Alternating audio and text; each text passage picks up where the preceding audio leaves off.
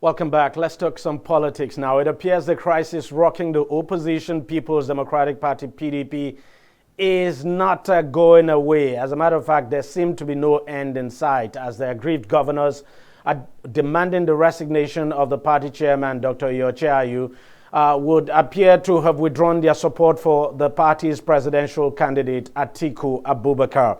The 5 governors involved, Governor Nyesom Wike of Rivers State, Seyi Makinde of Oyo State, Okezie Ekpazu of Abia State, Samuel Otom of Benue State, and Ifeanyi Ugwuanyi of Enugu State have, as a matter of fact, increased agitations against the presidential candidate for backing the national chairman, Iyorchia Ayu, and they have now formed a group they called the G5. In what appeared to be a formal flag-off of the campaign against their party's candidate, that's their party's presidential candidate now, the governors declared that the efforts to break their ranks were failing because they are bonded to save Nigeria. Now, the G5 also resolved to woo more aggrieved PDP members to their fold from the 6 geopolitical zones to give their onslaught a national outlook and to mobilize to resist what they call the divide and rule tactics purportedly employed by Atiku to destabilize their state structures. The group actually even had a meeting with Governor Bala Mohammed of Bauchi State, who is currently having challenges surrounding his re-election bid in the party. Now, despite all of these moves, Governor Wike has continued to reiterate that there's still room for reconciliation and they are ready for at any day at all for talks and at any time. Now, what does all of this mean for the party's chances in the 2023 presidential election? Well, let's discuss this further. Now being joined on the program by Dr. Kach Ononuju.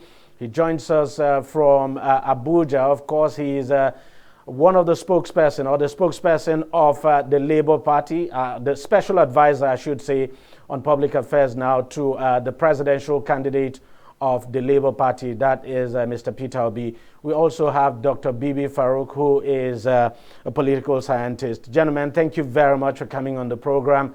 Let me start with you, Dr. Farouk. You look at what the aggrieved governors are doing now. It would appear they've gotten to a stage of no return, if you like, even though the governor of Rivers State continues to maintain that there's still room for reconciliation. They have always wanted to go on this path, that they have reasons that are not cogent and not really realistic is true, because their issue with having the chairman removed for them to return to the fold has now been destroyed by their argument that they will not support presidential candidate at all. So they were actually all the time after the candidature of Atiku, being so loser as Wike is, having lost the primaries and felt that he had to somehow make it impossible for PDP to win the national election. And that is the direction. They might be finding themselves boxed in corners when they relate back to their local levels where they have the party in their states still being PDP. They don't have accommodation in any other major structure, one of the 4 major parties. And time is coming to 4, and they do not really have a destination in 2023. Do you think, Dr. Farouk, okay, Dr. Farouk, do you think this is just a repeat of what we saw in 2015? Because in 2015 too, 5 aggrieved governors actually left the PDP to team up with the APC. Yes, I think it's nemesis of PDP's zoning formula that is trying to destroy PDP for good. Because the PDP had an understanding in 1998-99, and within the 8 years of Obasanjo, there was persistent pressure that that understanding must be turned into a document of agreement. And a document of agreement on power is a very dangerous document. And PDP went to the extent of putting that agreement into their constitution. And when God intervened and took Yar'Adua, that agreement completely became unviable.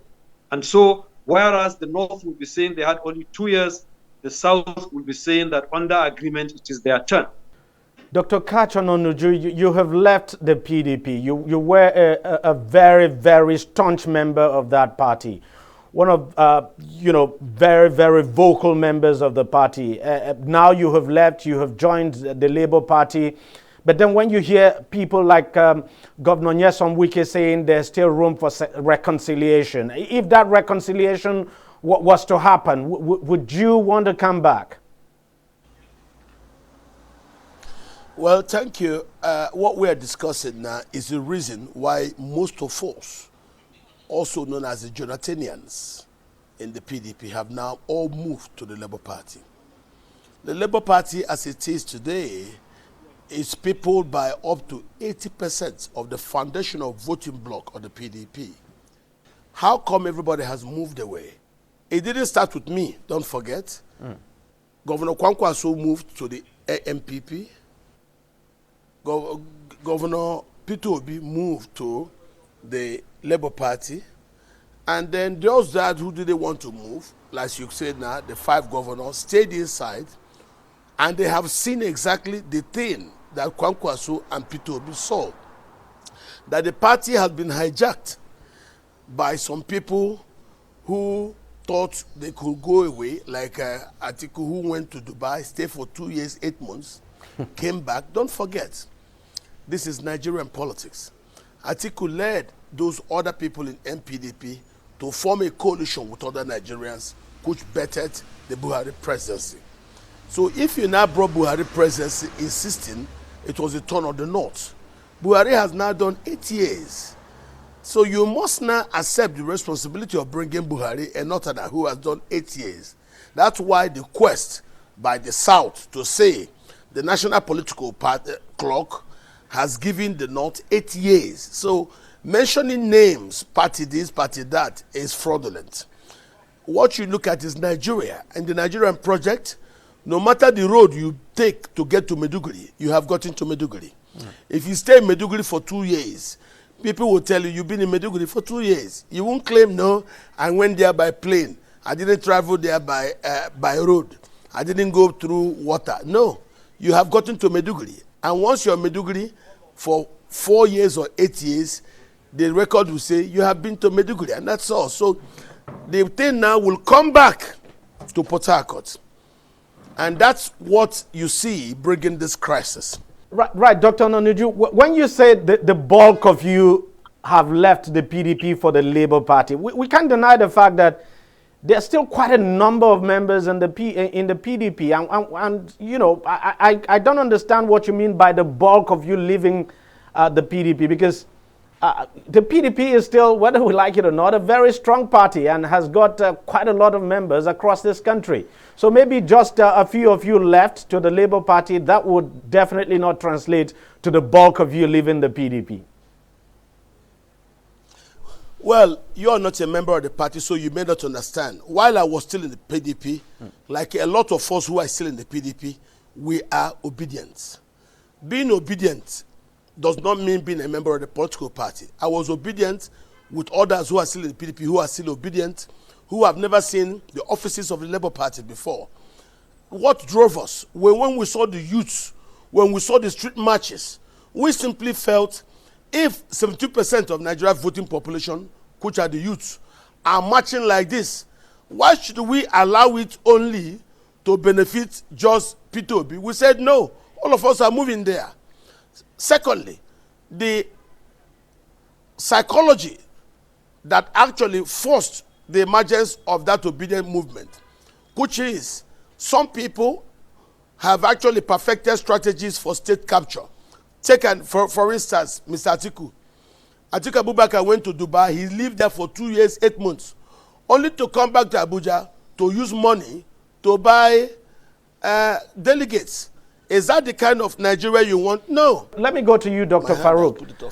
What do you make of this? Because just as I said, it would appear that those who are leaving the PDP for the APC, I mean for the Labour Party now, it would appear it's not just the position of the chairmanship of the PDP, that is the removal, the campaign to remove the chairman of the PDP that is driving them away. Was they could not get a presidential candidate from a particular section of the country, specifically the southeast. They had planned to do this. They had worked, to be honest, for 3 years or for almost 6 years. They were working on holding the party, owning it, and making sure that they produced a candidate from the southeast of the party. They are convinced that that is the fair arrangement as far as their understanding of politics is concerned. It is supposed to be shared turn by turn according to tribes, regions, or sections. Now, the failure for them to get that, which unfortunately came along with the Electoral Act that did not allow members of the parties who they had cultivated, as officials of the parties, to become delegates, and stood only on elected delegates from local governments, destroyed that arrangement and plan, which they researched perfectly to knowing that once there was an election, officials of the party would be on their side and they would be able to win. Unfortunately, the elected delegates went for Atiku Abubakar, and that has not stopped irking them. And I think if they tell you they are moving to any other place, their major contention with PDP is that primaries. And it is not just about the party chairman. It is not just about any other thing. If you gave them the party chairman, they will still ask for Atiku to sign 1 year tenure. If he signs 1 year tenure, they will still go back to the fact that in what they seem to look at to be fairness in political definition, that Atiku should just not be a candidate of the PDP. That will not go away. Even if they come to negotiate, they will negotiate with that at the back of their mind, that if anything happens, they would not have wanted Atiku to win. But the problem they would have is, even if Atiku loses in the PDP, if they come to get hold of the PDP like they felt they would still find it difficult to present a candidate based on that formula. Dr. Ononuju, before I lost you, I asked a question that a few weeks ago you were on this program, and then what you told me was that, look, for you didn't have a problem with the candidacy of Atiku, but that you wanted the chairman of the PDP to resign. So when did you now evolve? Because from what you are saying now, it appears you are saying your motivation for leaving the PDP was because the PDP did not feel the candidate from the south of the country, particularly the southeast, and that's the reason you've gravitated. Because just a few weeks ago, you told me that what you were asking for and that you were aligning with these aggrieved governors is that the chairmanship of the party should come to the south. Good. This is what you have, your statement. Let me tell you my position. My position as of today is that change is the only thing in life that is inevitable. No condition is permanent. I have seen now amongst the all candidates who are available, the best that I can hold accountable is Peter Obi. Atiku and Tinubu connived in 2014 to bring Buhari to power in 2015. All the promises that they gave Nigerians, none of them has been kept. Today, Buhari's government has become not only the most corrupt, it is also the only government involved in ethnic cleansing of Nigerians, not to talk about the wholesale capture of NNPC, where for the past 7 months, nothing, no single naira has been credited by NNPC to the Federation account. And if I now remember that both Atiku and Tinubu connived to bring this man to power, then you should know that I cannot follow them. This is my position today. What I told you before was in regard to the arguments and what it was that the governors were demanding. I am not telling you my own personal opinion. The way I've seen Nigeria right now, the only person who is being followed by all Nigerians due to competence, due to character, due to capacity is Mr. Peter Obi. I don't want to go and start working too hard to convince people. I am happy to join the millions of youths who have made that decision, that of all the people they have seen, this is the only one they can trust. So I am, like you will say, following the flow. I am riding a wave. And since Peter Obi today is the person that has captured the imagination of Nigerians, and the only person that Nigerians think that they can hold on to be accountable. Let me bring in Dr. Bibi Farouk here. Dr. Farouk, you look at these aggrieved governors, the 5 of them. We cannot say the 5 of them are supporting Mr. Peter Obi. We can't say that. In fact, the Oyo State governor has given the impression that he's supporting the candidate of the APC. And even Governor Wike himself has not come out clear to say which of the candidates now of the other political parties he would be supporting. But do you think if these governors were to pull their weight now behind, let's just say the Labour Party candidate now, that would be enough to propel him to victory in 2023? Lost some of it, but I had the last part of your question. And I think politics is about numbers. I think nobody would discard a support base of about 5 governors, especially if he has no governors at all. And the party does not have any state structure, captured or not captured, that is behind its candidate. So, but the possibility of them going in to support Peter Obi, it could be there. They would have their reasons. Wike wanted presidency despite the fact that the argument was for a Southeasterner in the party. But if he now decides to go for Peter Obi, as at now, none of them has the... Unfortunately, we're not able to continue. Dr. Kachon Onuju, I want to thank you very much for your time. Unfortunately, we couldn't get Dr. Farouk to continue. So we'll definitely have some other time to talk again. Thank you so much for your time. And thank you for your contributions. I think that's where, unfortunately, we've run out of time. That's where we'll just have to draw the curtain on the program. And so I'll see you again next week. Bye-bye.